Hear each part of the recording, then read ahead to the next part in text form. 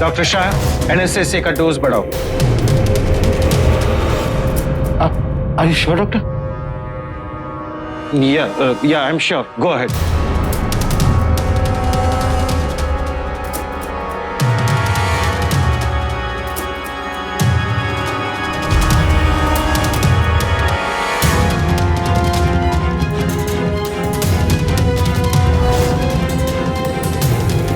Sir इसकी हालत बिगड़ रही है। मैं जानता हूं, मुझे मत बताओ। Continue with your job.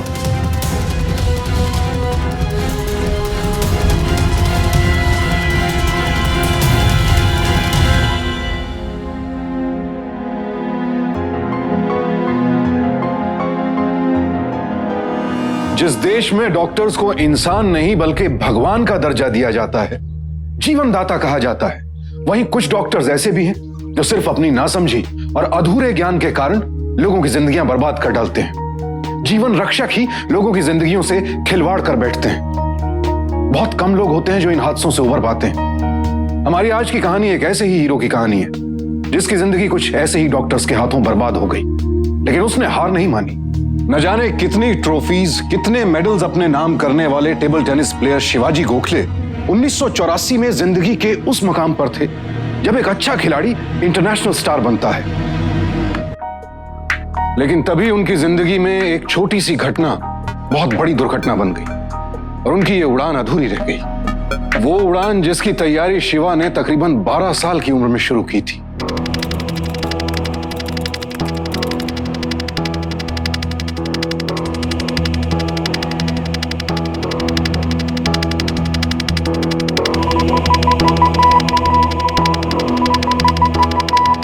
तुझसे नहीं होगा।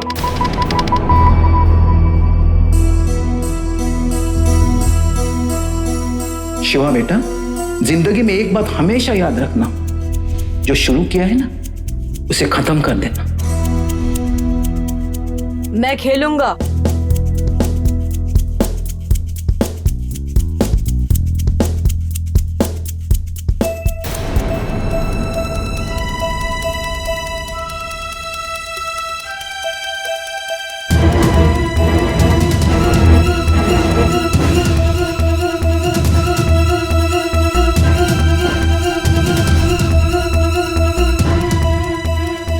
कोई बात नहीं बेटा।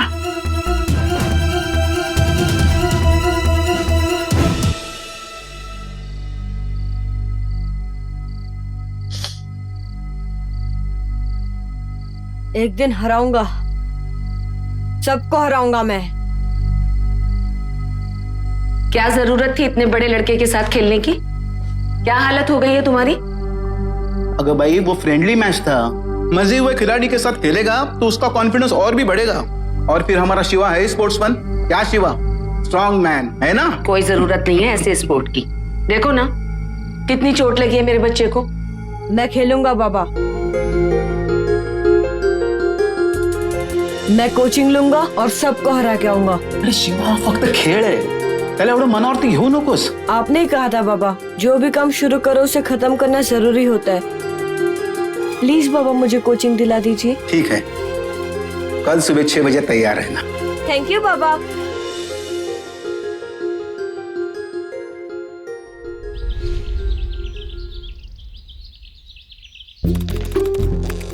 मेरे इंस्टीट्यूट में एडमिशन लेना इतना आसान नहीं है।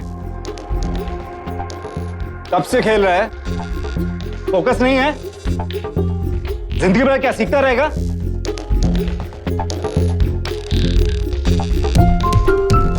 तो खेल के दिखा।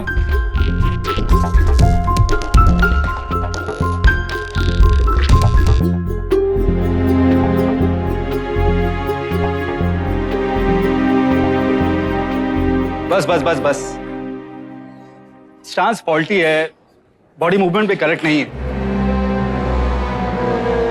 पेशेंस भी नहीं है, आउट ऑफ फोकस है सारा। लेकिन डिटर्मिनेशन बहुत ज्यादा है। मेहनत करेगा? करूंगा सर। भागेगा तो नहीं? नहीं सर। चल वेरी गुड, चल सर्विस कर।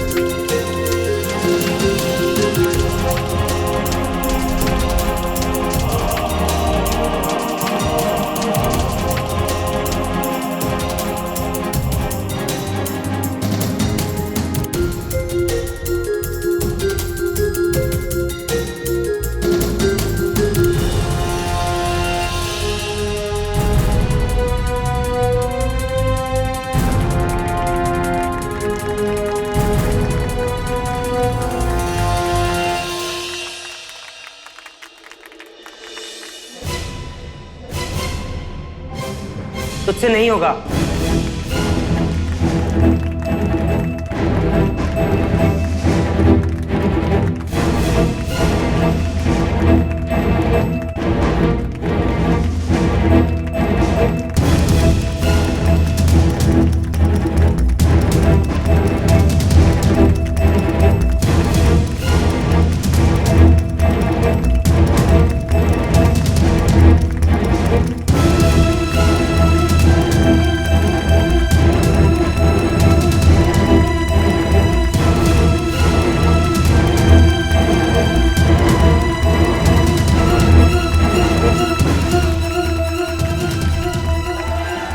शिवाजी गोखले सत्कार ट्रॉफी के पहले ऐसे विनर हैं जिन्होंने नेशनल चैंपियन मृदुल पटनायक को हराया है। शिवाजी गोखले।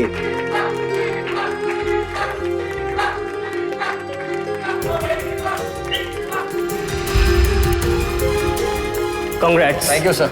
अगर आप ना होते तो शायद आज मैं मैच ना खेल रहा हूँ। आपका वो 8 साल पुराना शॉट मुझे आज तक याद है। ओह हाँ, ओके।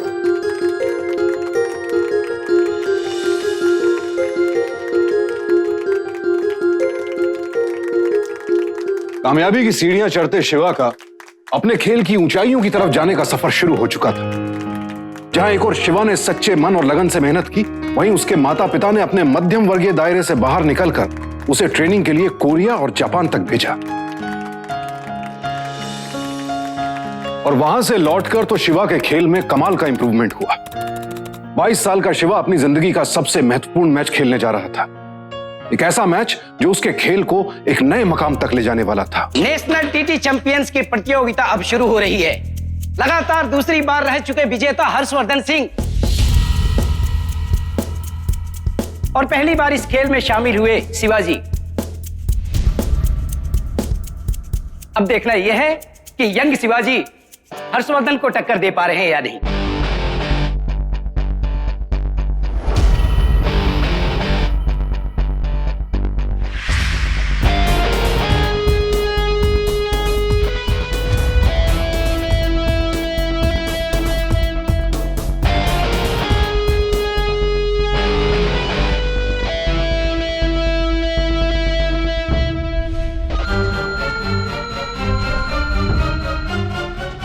शिवाजी हर्षवर्धन के सामने टिक नहीं पा रहे हैं। 18-6 से मजबूत पकड़ बंधाए हुए हैं इस मैच में हर्षवर्धन।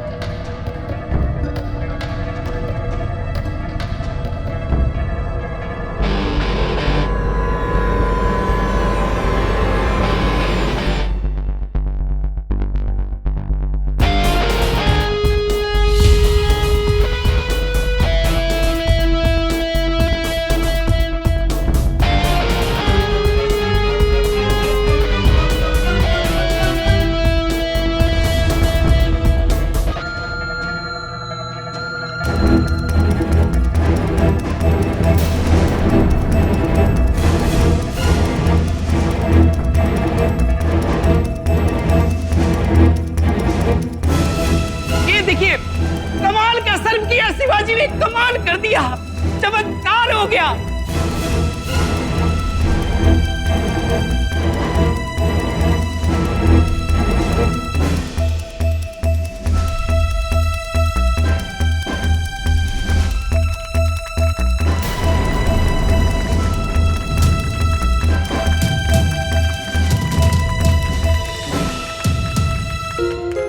एक हारे हुए खेल को वापस फिर जीत लेना शिवाजी जैसे खिलाड़ी ही कर सकता है।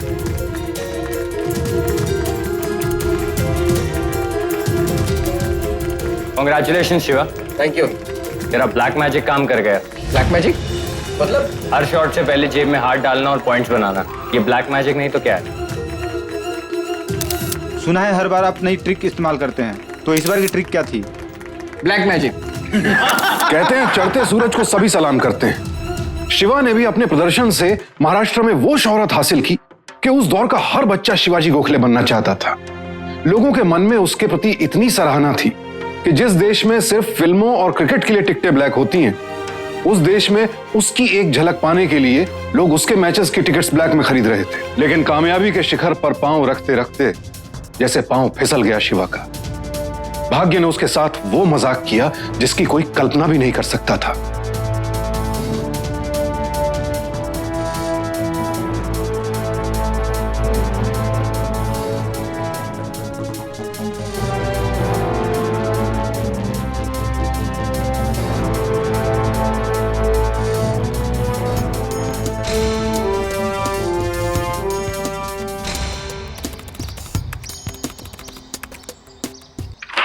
अरे भाई, इन्हें माइनर कार्टिलेज टेयर है।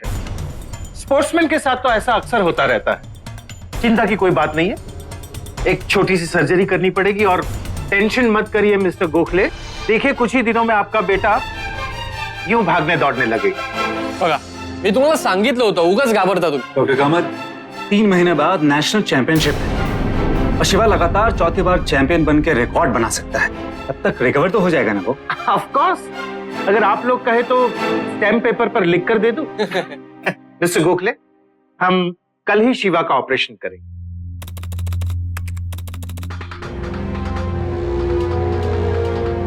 डॉक्टर शाह, एनेस्थेसिया का डोज बढ़ाओ। Are you sure, doctor? Yeah, I'm sure. Go ahead.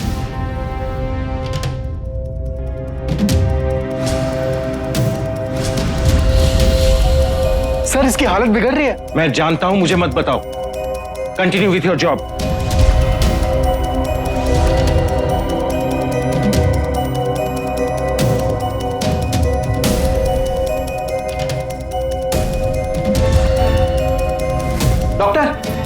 Doctor Kamat, कैसा है हमारा शिवा? ऑपरेशन तो ठीक हुआ ना? जी, ऑपरेशन ठीक रहा है। चिंता की कोई बात नहीं है, पर उसे होश आने में थोड़ा वक्त लगेगा। हम उसे कब मिल सकते हैं डॉक्टर? वो तो होश में आने के बाद ही बता सकता हूँ, पर शायद आज नहीं मिल पाएंगे। Excuse me. ऐसा क्यों कह रहे हैं कि आज नहीं मिल सकते?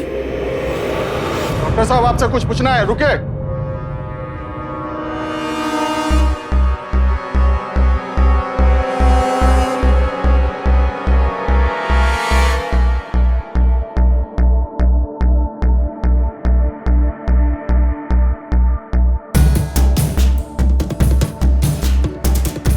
डॉक्टर साहब, 8 घंटे हो चुके हैं ऑपरेशन, लेकिन अभी तक शिवा को होश क्यों नहीं आ रहा? Have patience Mr Shrikant. What patience? आपने तो कहा था सिर्फ आधे घंटे की छोटी सी सर्जरी है, फिर शिवा को होश आने में इतनी देर क्यों लग रही? देखिए, कई बार पेशेंट को एनेस्थेसिया से रिकवर होने में वक्त लगता है। चिंता की कोई बात नहीं, is absolutely fine. General anaesthesia वो प्रक्रिया है जिसमें मरीज को ऑपरेशन के दौरान पूरी तरह बेहोश रखने के लिए दवा दी जाती है, लेकिन यह एक इतनी नाजुक प्रक्रिया है कि दवा की एक एक्स्ट्रा डोज भी मरीज के लिए जानलेवा साबित हो सकती है। उसका दिमागी संतुलन बिगड़ने के साथ साथ पूरे शरीर को लकवा भी मार सकता है। यही हुआ था शिवा के साथ। ऑपरेशन के दौरान हेड सर्जन के कहने की वजह से ज्यादा एनेस्थीसिया दिया गया, जिससे शिवा कोमा में चले गए। आपकी वजह से मेरा शिवा वहां मौत से लड़ रहा है। आपने कहा था छोटा सा ऑपरेशन होगा, फिर मेरा शिवा कैसे कोमा में जा सकता है? बताइए, आपने उसके साथ क्या किया? मिस्टर गोखले, प्लीज आप शांत हो जाइए। हमने ऐसा वैसा कुछ नहीं किया। इनफैक्ट हम अपनी ओर से पूरी कोशिश कर रहे हैं। कोशिश कर रहे हैं?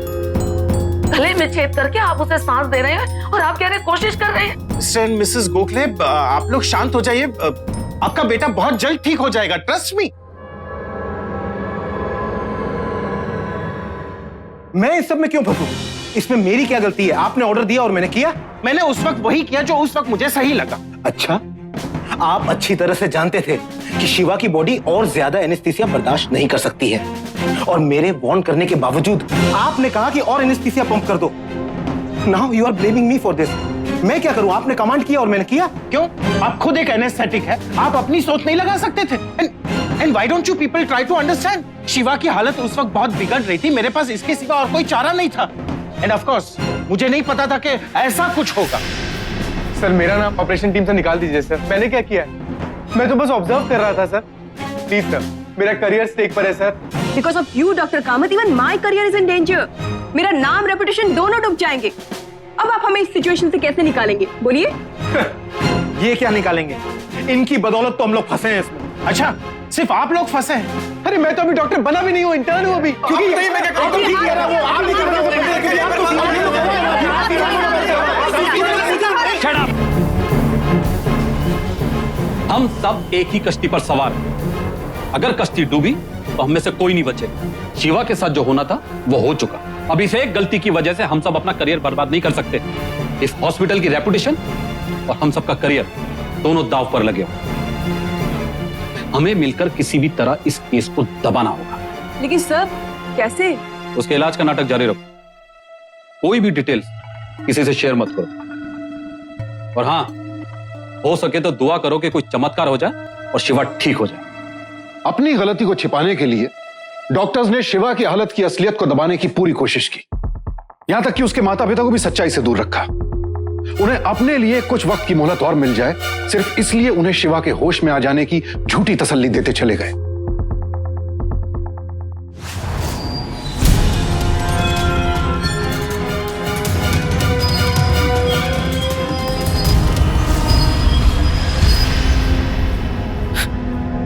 डॉक्टर,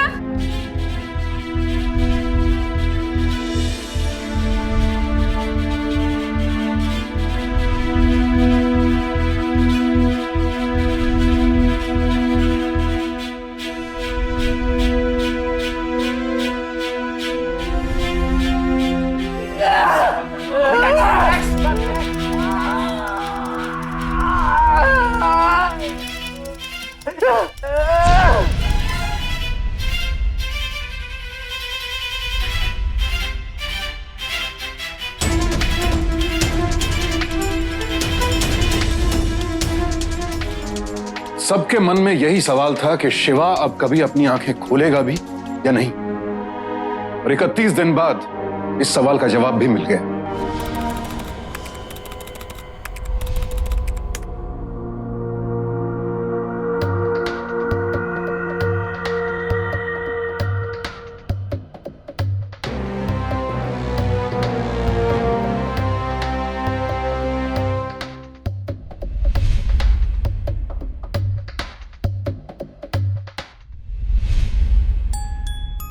शिवा, शिवा, शिवा बेटे, शिवा बेटे,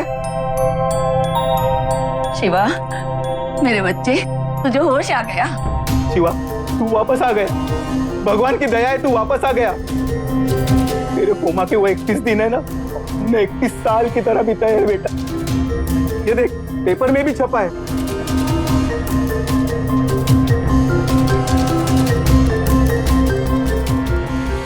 बाबा, शिवा, क्या हुआ बेटा? तू बोलता क्यों नहीं है? शिवा, शिवा बेटा, क्या हुआ बेटा? मुझे कुछ दिखाई नहीं दे रहा। देखते ना जी। डॉक्टर, डॉक्टर जल्दी आ जाइए डॉक्टर। आप लोग बाहर निकलिए। प्लीज आप बाहर जाइए। आप बाहर जाइए, मैंने कहा ना। आप आईसीयू में कैसे आ गए? Please nurse, take them out. Doctor, ये क्या कर दिया आपने मेरे बेटे को? आप कहना क्या चाह रहे हैं? आप लोगों ने मेरे बेटे की जिंदगी बर्बाद कर दी। ये सब आपकी वजह से हुआ मिस्टर गोखले। कोमा से बाहर आते ही आपने बात करने के लिए उसे फोर्स किया, जबकि पेशेंट को रिकवर होने के लिए थोड़ा टाइम लगता है, लेकिन आपने उसे इमोशनली स्ट्रेस दिया है। उसकी इस हालत के लिए जिम्मेदार हम नहीं, आप हैं। आप ठीक है, मैं बाहर से डॉक्टर बुलाऊंगा। आप लोगों को गलत साबित करूंगा। यू हैव टू पे फॉर दिस डॉक्टर।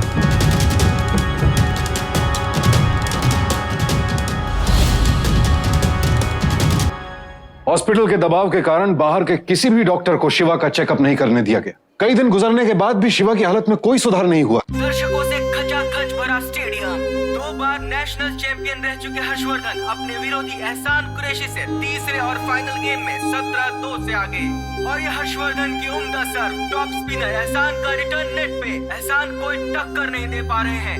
इस एक तरफा मैच को देखते हुए कहना होगा कि यहाँ पिछले 3 साल से विजेता शिवाजी गोखले को मिस किया जा रहा है, जो एक चोट की वजह से आज भी हॉस्पिटल में है।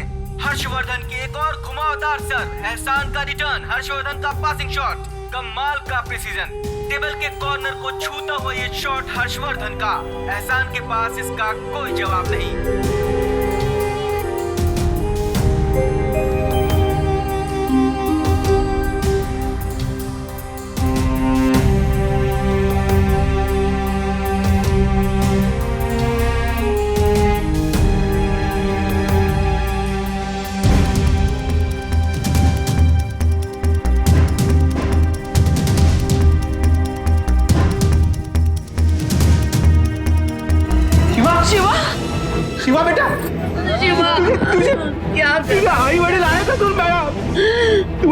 करूँ रे राजा? तेरी आई तेरे पास से बचा तो ये क्या कर रहा है?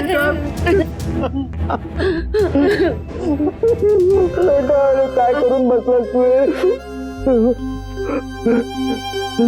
नहीं कहूँगा। निकल।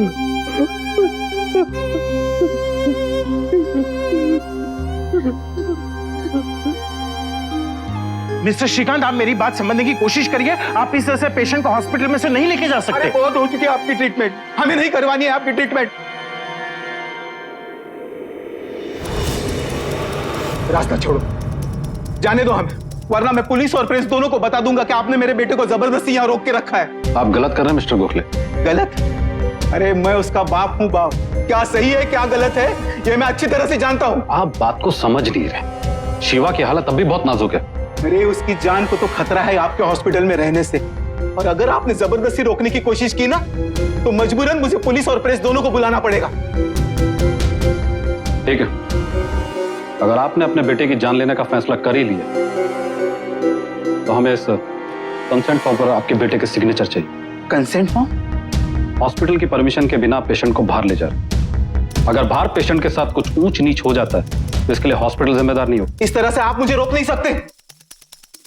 वाह वाह बहन,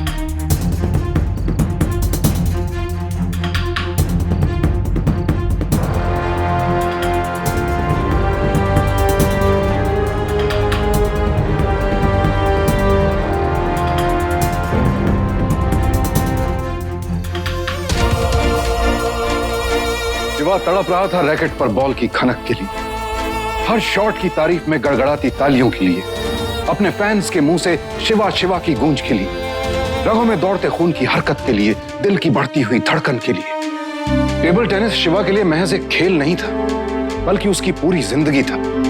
उसने अपने उम्दा प्रदर्शन से टेबल टेनिस को भारत के खेलों में और भारत को दुनिया भर में यश दिलाया था, और आज वही चैंपियन खुद को अकेला और कमजोर पा रहा था।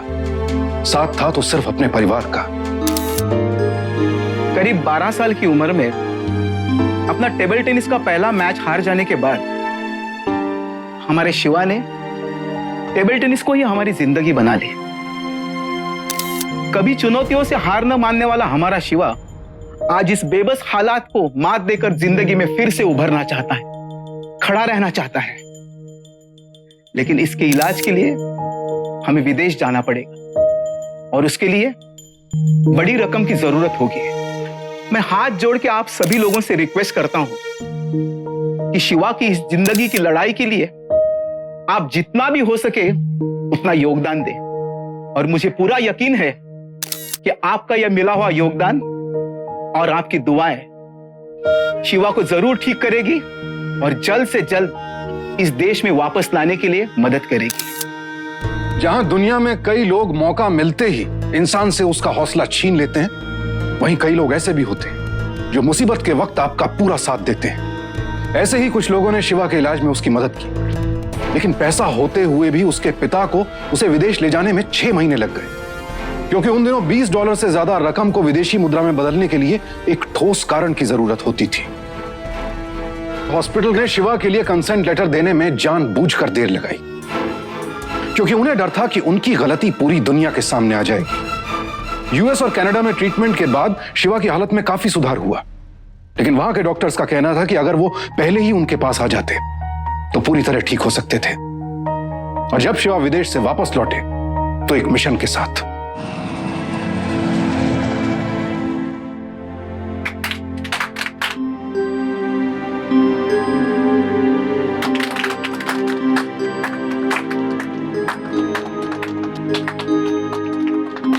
Thank you.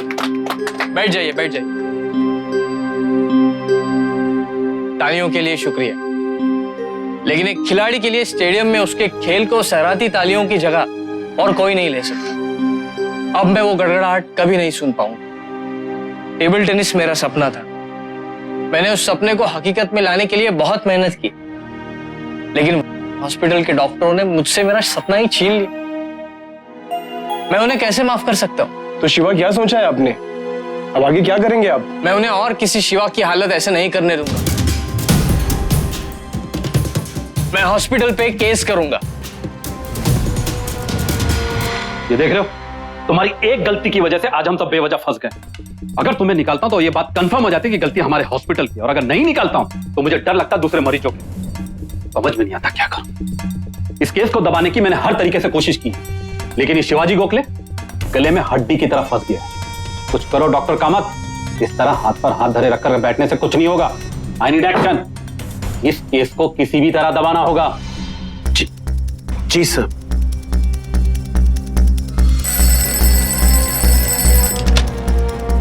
Hello mister Gokhale, आपको लगता है ये सब करने से कुछ होगा? आप इस बात को जितना बढ़ाएंगे आपकी मुश्किलें उतनी ही बढ़ती जाएंगी। जस्ट इमेजिन, कल इंडिया का कोई डॉक्टर आपके इलाज के लिए आगे नहीं आया तो? मेरे बेटे की फिक्र करने से अच्छा है कि तुम तुम्हारे हॉस्पिटल को बचाने की कोशिश करो।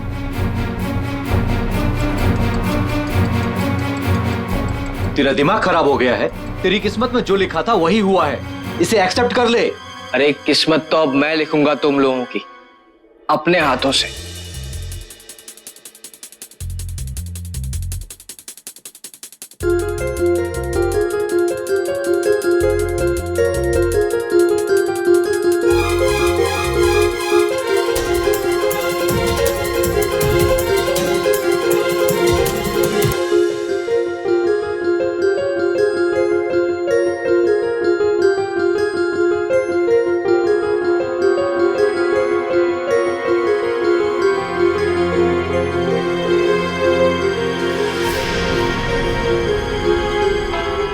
मैं हॉस्पिटल के हेड सर्जन डॉक्टर कामत को विटनेस बॉक्स में बुलाने की इजाजत चाहता हूँ। इजाजत है। डॉक्टर कामत, जब मेरे क्लाइंट आपके पास आए तो आपने क्या डायग्नोस किया और उसका क्या इलाज सजेस्ट किया? जी, मैंने कहा था कि it's a case of minor cartilage tear issue और इसके लिए एक छोटी सी सर्जरी करनी पड़ेगी। अब फिर ऐसा क्या हो गया डॉक्टर साहब कि ऑपरेशन के बाद मेरे क्लाइंट बजाय घर जाने के कोमा में चले गए? देखिए, ऐसे तो हर एक ऑपरेशन में रिस्क रहता है और ऑपरेशन के दौरान हमने रियलाइज किया कि पेशेंट उस तरह से रिस्पॉन्ड नहीं कर रहा है जिस तरह से हमें उम्मीद थी। वो होश में आ रहा था और उसी की सेफ्टी के लिए हमने जनरल एनेस्थेसिया बढ़ा दिया था सर। Your witness. डॉक्टर साहब, मिस्टर गोखले 31 दिन बाद कोमा से कैसे बाहर आ गए? देखिए, हमने अपनी ट्रीटमेंट में कोई कमी नहीं छोड़ी थी। In fact he was responding exactly as expected and in fact he was responding favorably। वो और जल्दी ठीक हो जाते अगर उनके पिताजी ने दिक्कतें खड़ी न की होती। कैसी दिक्कतें डॉक्टर साहब? देखिए, कोमा में से बाहर आए हुए पेशेंट को कुछ वक्त आराम की जरूरत होती है, पर उनके पिताजी न केवल उन्हें बोलने पर मजबूर किया, उनसे कुछ ऐसी भावनात्मक बातें की कि जिसकी वजह से वो रो पड़े। इमोशनल स्ट्रेस बढ़ गया और उसका असर दूसरे ऑर्गन्स पर पड़ा। रेहब के दौरान क्या उनके इलाज में कुछ सुधार हुआ था? जी बिल्कुल, वो अपने खुद के हाथों से खाने लगा था, बोलने लगा था, यहाँ तक के सहारे से कॉट पर बैठने भी लगा था और लिखने भी लगे थे। जज साहब, ये वो कंसर्न लेटर है जो खुद मिस्टर शिवाजी ने साइन किया था हॉस्पिटल छोड़ते वक्त, और इसमें साफ साफ लिखा है कि शिवाजी की हालत बिगड़ने के लिए इसके बाद हॉस्पिटल जिम्मेदार नहीं होगा, और अगर वो डॉक्टर की राय के खिलाफ जबरदस्ती हॉस्पिटल नहीं छोड़ते तो यकीनन आज कोर्ट का वक्त जाया करने के बजाय टेबल टेनिस में देश का नाम रोशन कर रहे होते। That's all your honour. Shivaji के हौसले के आगे हॉस्पिटल के डॉक्टर्स की धमकियां फीकी पड़ गई। वो जान चुके थे कि जिस इंसान के पास खोने के लिए कुछ भी ना हो, उससे टक्कर लेना बहुत मुश्किल होता है। शिवाजी जहां इंसाफ के लिए पूरे हॉस्पिटल से लड़ाई लड़ रहे थे, वहीं कई डॉक्टर्स ने उनका साथ भी दिया।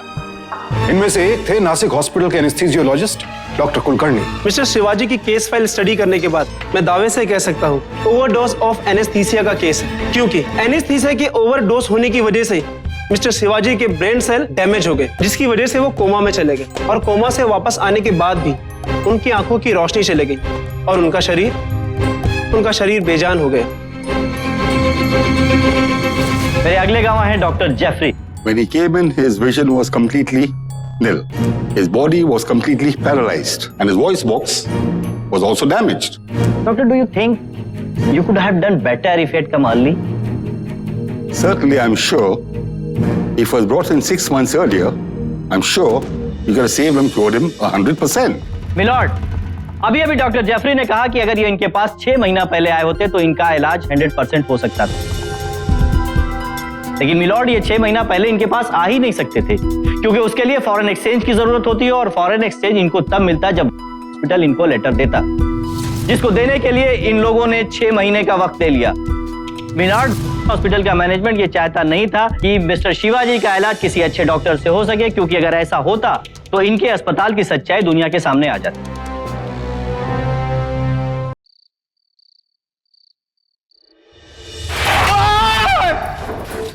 क्या हुआ? बाबा, ये सब क्या था? आई क्या है? बुढ़ा बाबा, इतनी क्या लिखा है? क्या बाबा? अगर जान की सलामती चाहते हो, इस केस के झमेले में मत पड़ना। क्या? अरे कौन है बात? क्या बात करो? पत्थर फेंक के डराते हो? हम लोग नहीं डरने वाले तुम्हारी धमकियों से। तुम सभी अरे बातें से शांत हो जा। हम लोग केस लड़ेंगे बाबा, हम लोग डरेंगे नहीं इन लोगों से। नहीं डरता मैं बहुत से। शिवा, कितनी ही तारीखें, कितनी दलीलें, कितने गवाहों और कितने सबूतों के बावजूद सबके मन में बस एक ही सवाल था, क्या शिवाजी गोखले को कभी इंसाफ मिल पाएगा? देश का नाम रोशन करने वाले इस नेशनल चैंपियन को इंसाफ के लिए दर दर भटकना पड़ रहा था और ताकतवर हॉस्पिटल के हर कोशिश कर रहा था कि वो टूट जाए, लेकिन शिवाजी गोखले किसी और ही मिट्टी का बना था। मिलॉर्ड, मेरे क्लाइंट की ये हालत ये कोई एक्सीडेंट नहीं, ये मिस्टर कामत की गलती और इनकैपेबिलिटी का नतीजा है, और ये बात मैं प्रूफ कर सकता हूं। प्रोसीड। डॉक्टर कामत दरअसल सर्जन है ही नहीं।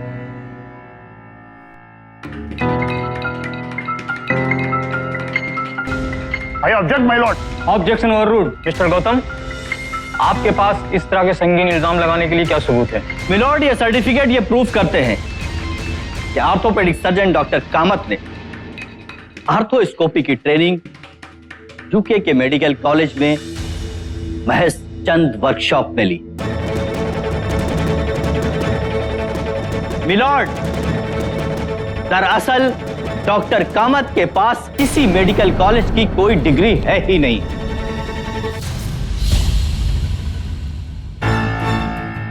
अस्पताल की इस संगीन गलती की कीमत जो मेरे क्लाइंट शिवाजी को चुकानी पड़ी है, उसका अंदाजा लगाने की स्थिति में आज हम में से कोई भी नहीं। मैं अपने क्लाइंट शिवाजी को विटनेस बॉक्स में बुलाने की इजाजत चाहता हूं। मैं ये चाहता हूं कि वो अपनी जबान से कुछ कहे। इजाजत है।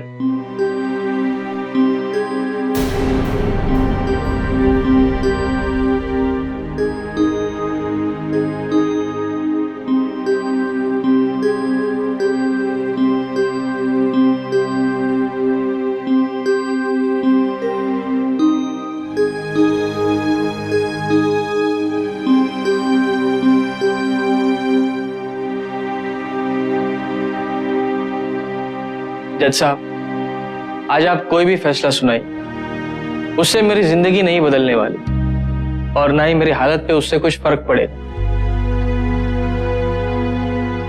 अब ना मैं दौड़कर सीढ़ियां चढ़ सकता हूं, ना कभी दूर तक फैली हुई हरियाली देख सकता हूं।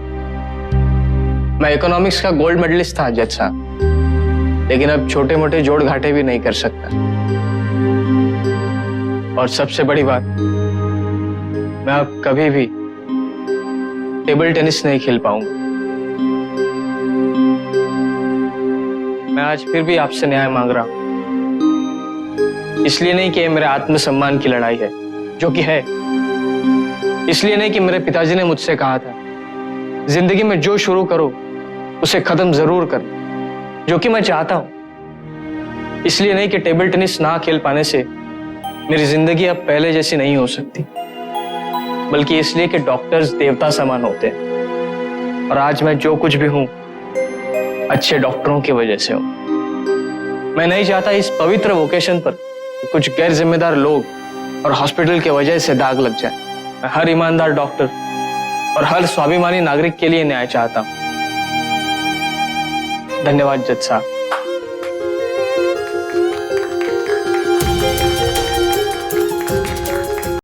दोनों तरफ के गवाहों और सबूतों के आधार पे ही अदालत अपना फैसला सुनाती है। मिस्टर शिवाजी को शारीरिक और मानसिक जो भी नुकसान पहुंचा है उसके लिए हॉस्पिटल पूरी तरह से जिम्मेदार है।